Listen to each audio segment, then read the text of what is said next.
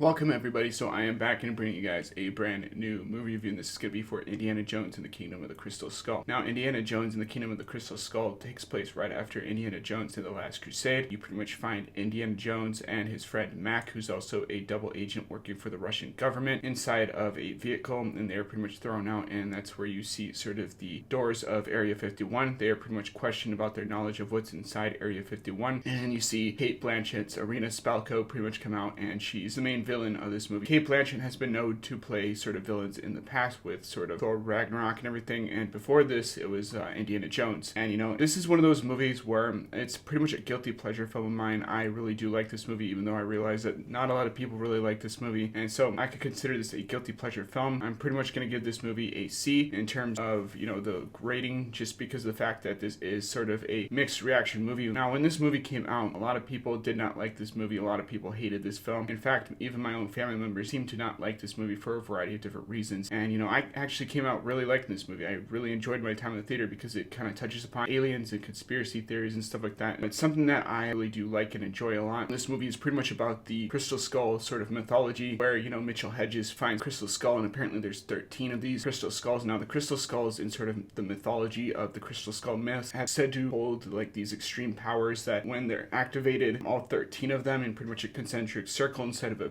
temple, they're going to pretty much give humankind knowledge and even help them out during a huge impending cataclysm. Now, how much of that is actually true, nobody knows. These Crystal Skulls, or at least the Mitchell Hedges ones, are purportedly, you know, super hard to make in real life, and that they were sculpted in such a way that, you know, it's hard to do with even modern day tools, and some have theorized that maybe aliens were involved, which is where I think, you know, Steven Spielberg and George Lucas pretty much got the idea to kind of put in sort of aliens. Now, I know that Steven Spielberg himself, which he didn't originally want to do sort of the whole Kingdom of the Crystal Skull or the alien mythology thing. George Lucas pretty much pressured him into doing so. And, you know, he's just come off of War of the Worlds, which is one of his passion projects. I think he really wanted to do that just because he's a huge fan of the War of the Worlds. And he was like, you know, George Lucas, I really don't want to do this movie. I really want to do something else with the Indiana Jones property, just because people had been asking for decades, if not more than that, when Spielberg was going to do the next Indiana Jones movies. And, you know, even though there's a new movie coming out in recent decades, back in the day, this film pretty much put the Indiana Jones franchise on ice because not a lot of people liked it, and this is supposed to lead up to a couple more films in the franchise. And this movie also stars Shia LaBeouf, which I really do like Shia LaBeouf, even though I don't really like him sort of off screen. I think he's kind of a different person off screen than his movie personas, but I think that's the case with pretty much everybody, that when you see people on screen, they're a lot different in real life compared to who they are in person. That's where you get sort of the line, don't meet your heroes and everything. This movie then leads you to kind of find out that Indiana Jones was part of the recovery team that, you know, recovered the alien artifacts from Roswell, and that he was pretty much put on sort of a mission to kind of recover said material with the government, and he didn't pretty much know exactly what was going to happen when he arrived on the scene, and sort of, you know, that whole situation that happened in 1947. This then leads to them finding the alien remains, which Indiana Jones uses metal and gunpowder to kind of track it because it's highly magnetic, and once he drops the gunpowder pellets on the ground and everything, they kind of scatter, and you kind of see that sort of scene where they kind of get suction cupped into the area where the metallic box is with the alien remains, and that's where Cate Blanchett's character finally finds the first alien body that, you know, crashed in Roswell, because apparently during the whole Roswell, New Mexico crash, there's at least a couple bodies that were found there. And, you know, this is an event that happened in real life, but they're kind of touching upon it in sort of the movie fashion. Indiana Jones then finds himself in sort of Nuketown from Call of Duty, which I thought was kind of funny because, you know, when I first saw that scene, I'm like, oh, they're pretty much trying to do the whole Call of Duty thing. You know, he first sees these mannequins and he thinks that they're all real and everything, and then he comes to later realize where he is, and that he's actually in sort of Nuketown, and that there's a nuclear weapon that's about to be unleashed upon the city. So he hides in a lead-lined refrigerator, which I think that the movie The Joker, when you see that scene of him climbing into the refrigerator, was pretty much referencing with sort of the whole nuke the fridge thing, which this whole nuke the fridge thing kind of broke the Indiana Jones franchise, where people are always questioning whether or not Indiana Jones could actually fit inside of there, let alone survive a nuclear blast, being tossed in the air and slammed to the ground, which he was in this movie in sort of an epic fashion. You see him kind of tumble out of it, and then you see him watch sort of the nuclear explosion happen. And that's another thing that people have a gripe on, is him actually, you know, witnessing the nuclear weapon explosion, all that atomic radiation that would eventually kill him. He doesn't actually end up dying from that either. And, you know, George Lucas, when he was creating this movie, he stated that he wanted to create something that was a little bit more fantasy, that wasn't, you know, pretty much based on real life, and that, you know, he wanted, you know, certain situations to play out to where they could happen, and this is one of them. Then you kind of see the situation where the government finds Indiana Jones, they pretty much scrub him full of the atomic energy and stuff that he's just witnessed, and then they bring Indiana Jones out and they kind of question him, what he knows about Roswell and the alien bodies, what the Russians were after. You later learn, because of Indiana Jones's friendship with Harold Oxley, played by John Hurt, that John Hurt's character was actually obsessed with Crystal Skull mythology, and that there's these alien, pretty much Crystal Skull-like versions of the Mitchell Hedges skulls that need to be found in order to kind of imbue knowledge and stuff to humanity, and that's what pretty much,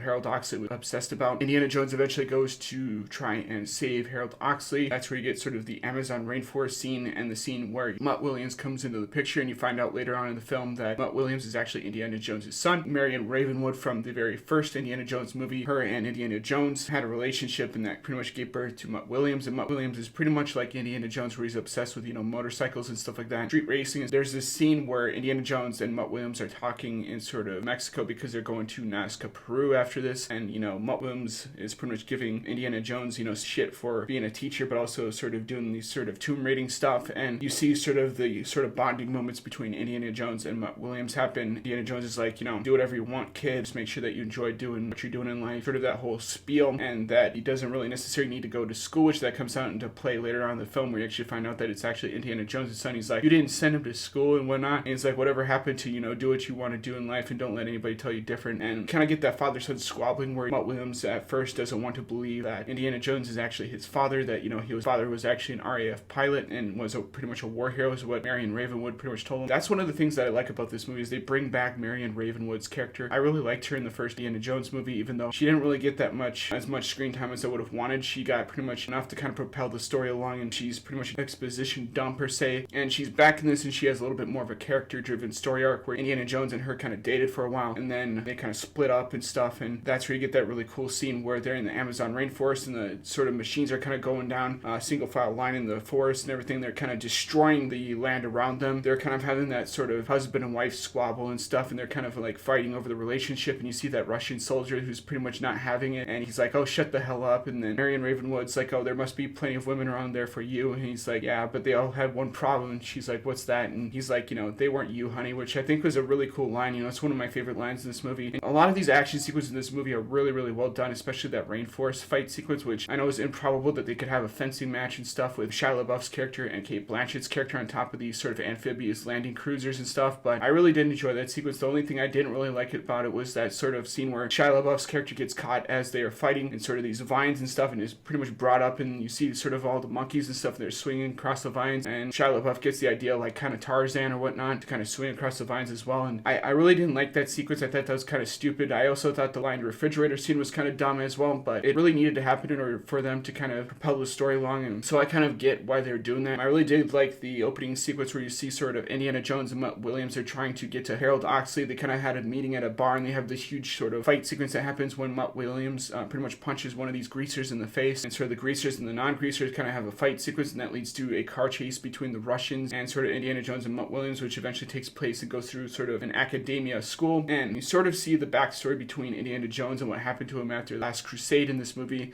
and sort of how his life really fell apart, and that it wasn't really sort of smooth sailing for this movie. Indiana Jones pretty much has an arc in this movie, and I really do enjoy this arc. I think it's a really fantastic take on the character arc. During this whole Amazon rainforest fight sequence, this eventually leads to Marion Ravenwood pretty much taking control of one of the amphibious landing vehicles that can also drive, which is they eventually find the crystal skull, and the Russians are pretty much constantly chasing after them to kind of get to this crystal skull, and they want Indiana Jones's help because they think that he knows enough about these things that he can help bring about sort of a new power for Cate Blanchett's character, and Rena Spalko can kind of become the new tyrannical ruler, and she can gain this knowledge that can lead her military to victory. This leads to them kind of careening off of both sides and slamming over sort of the Russian agents, and there's this big giant pile of ants that kind of show up, and Indiana Jones watches as this huge ant hill kind of consumes the area around him, and they're like, oh, what the hell is that? And they're like, kind of explains what these ant creatures are, and he's like, big damn ants is pretty much what he says. And there's this big fight that takes place, which is kind of like the fight in the first Indiana Jones and Raiders of the Lost Ark. You have that Russian sort of guy fighting with Indiana Jones, where you have sort of the plane kind of going around in circles and stuff. That kind of takes place in this scene where you have Indiana Jones facing off a Russian agent, and there's these ants that are kind of following him as he's kind of holding sort of the crystal skull in his hand because he just recently acquired it. And the fight sequence pretty much ends with Indiana Jones getting the drop on this Russian agent, and the ants kind of consume him, and that's when you see the scene where Indiana Jones finally picks up his hat again, which several times within this movie and Indiana Jones loses his hat, and I thought that fight sequence was pretty badass as well. I also like the opening sort of hangar fight sequence where you see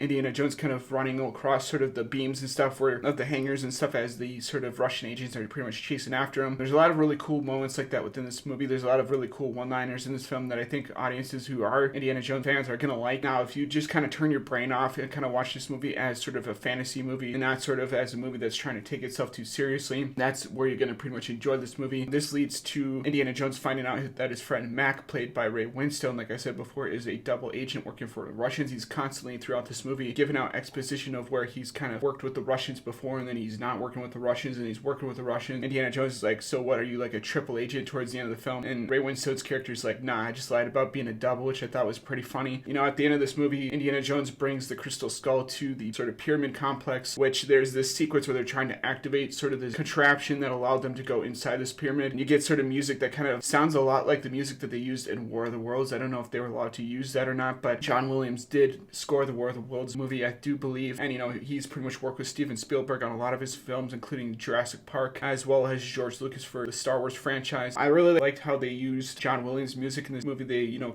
harken back to sort of the old school Indiana Jones films while sort of doing a new score. And I really did enjoy that sequence, even though it was borrowing music from War of the Worlds. I'm like, oh, especially sitting in the theater with my family when I saw this movie. Originally, I was like, oh, that's kind of interesting that they're using, you know, themes and stuff that they had already used in previous movies for this film. This leads to them kind of finding out that Harold Oxley, who everybody thinks is insane throughout this entire film, mostly because, you know, Harold Oxley went to that prison in the beginning of the film, Mexican state prison, where Indiana Jones and Mutt Williams eventually go to, and they find Harold Oxley's sort of cell, and he's kind of drawing pictures of the crystal skulls and stuff like that, and, you know, this really weird sort of ancient writing on there, and that's kind of when they lead to figure out that, you know, Harold Oxley is not insane, but he's actually perfectly sane and is the only one that kind of knows how to figure out the clues towards the alien beings, and they're not actually alien beings, but they're interdimensional beings, which is stated by Harold Oxley in this film. And that's where you sort of see the alien ship kind of come out of the ground and stuff and pretty much go through an interdimensional portal, and you get sort of that father-son bonding moment towards the end of the film where Indiana Jones states that the treasure was not pretty much the gold and silver that was pretty much in this sort of alien pyramid, but the fact that it was knowledge that there's something else out there in the universe. And Shia LaBeouf kind of understands finally who his father is, being that it's Indiana Jones, and kind of comes to accept him as sort of his father and stuff like that within this movie. And even asked Indiana Jones towards the end of the film, kind of like, why didn't you stay with us as well, Dad? Which I thought was a pretty cool way to kind of end this movie, because throughout most of this film, you see Mutt Williams, he's trying to constantly say that, you know, Indiana Jones is not his father, that Indiana Jones is, you know, someone that's not related to him. But then by the end of this movie, he also kind of grows to the point where he kind of accepts Indiana Jones as his own flesh and blood, that, you know, he is the son of a really great sort of treasure hunter and Tomb Raider. You know, that's where you get sort of the end credit sequence where they have that wedding and the hat kind of flies off of the hanger and kind of rolls over to Mutt Williams and stuff, and he picks it up and Indiana Jones kind of grabs it from him. And you think that maybe they're going to kind of lead with the next Indiana Jones franchise to Mutt Williams or Shia LaBeouf's character, but that actually didn't happen, just because, you know, the franchise didn't really do that well after this movie, and that's why they're kind of rebooting it or sort of doing a sequel with new characters in the next film. But overall, I really like the fact that they used a lot of period vehicles, like in the opening cutscene where you see sort of these teenagers trying to street race with the Russian military as they go to Area 51. That's where you get that awesome sequence where the sort of Russian agents kind of get out of their vehicles and stuff, and the U.S. military is sort of at the gates of Area 51, and they're trying to tell them to pretty much pack their stuff up and go away, that this is unauthorized access. And then you see that scene where they're pretty much gunning everybody down. There's just really cool chase sequences like that, especially with the motorcycle chase sequence, like I mentioned earlier, with the sort of, you know, academia school and everything, the university that Indiana Jones teaches in. There's also that, you know, fight sequence that happens on top of the amphibious landing vehicles in sort of the Amazon rainforest, which I kind of went over. And, you know, this movie has a lot of really great scenes and stuff like that in it, and I don't think this movie gets enough credit that it deserves. I think this is a really, really good. I'm gonna give it a C grade, just because while I understand that it's, for me personally, it's a guilty pleasure film, not everybody likes this film in this franchise. You know, I personally like Indiana Jones Raiders of the Lost Ark more. I think that's an A grade film,